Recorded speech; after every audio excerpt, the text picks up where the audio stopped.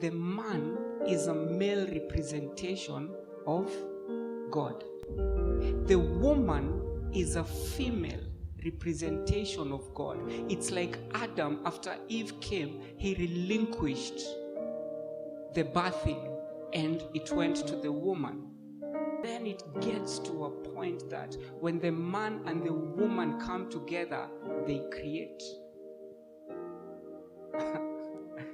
When the man and the woman come together, they create. And the man is a male representative of God in this sense. We see God is a protector. We see God is a warrior. We see God as in God is just God. We see God as a father, the male representation. And the woman is the female representation in this manner. When the man and the woman come together, they give birth. Nacheki. The woman is able to nurture.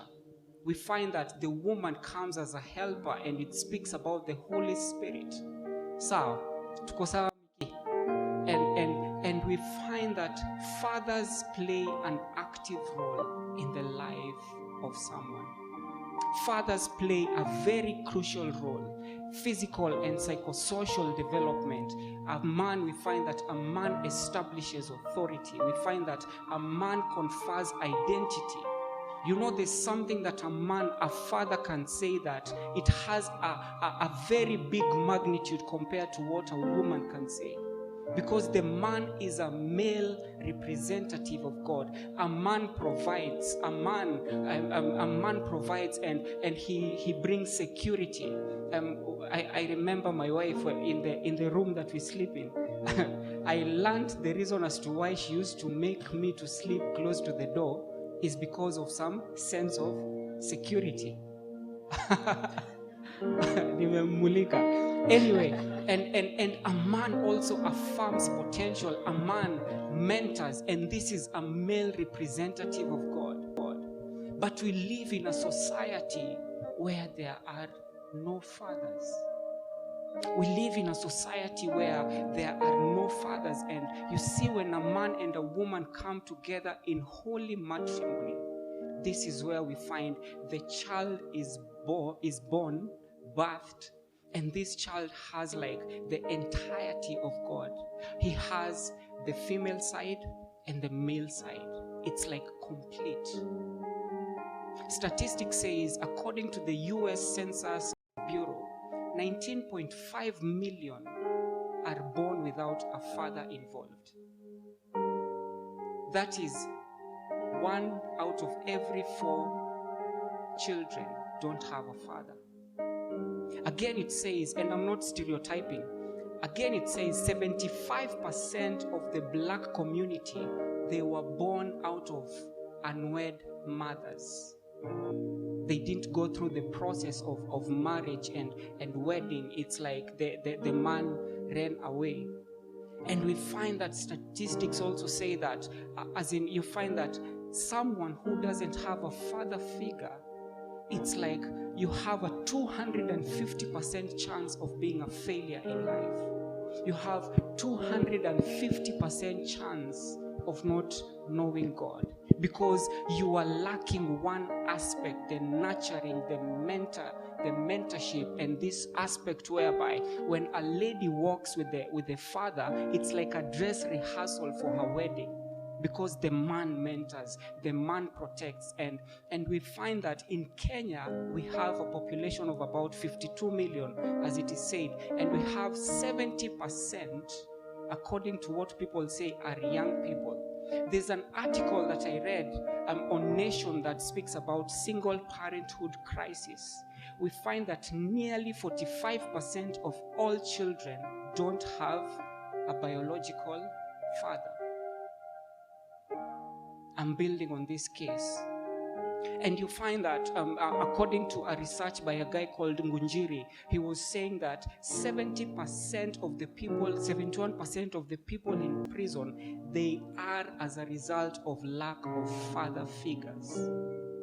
You see, when you were born, when there's the mother and the father, it's like you're being nurtured in a manner that is godly. You're being nurtured in a manner that manze utaget kulearn about God, utaweza kulearn about being protected, about all this. But if you lack the father figure, there's something that you're missing.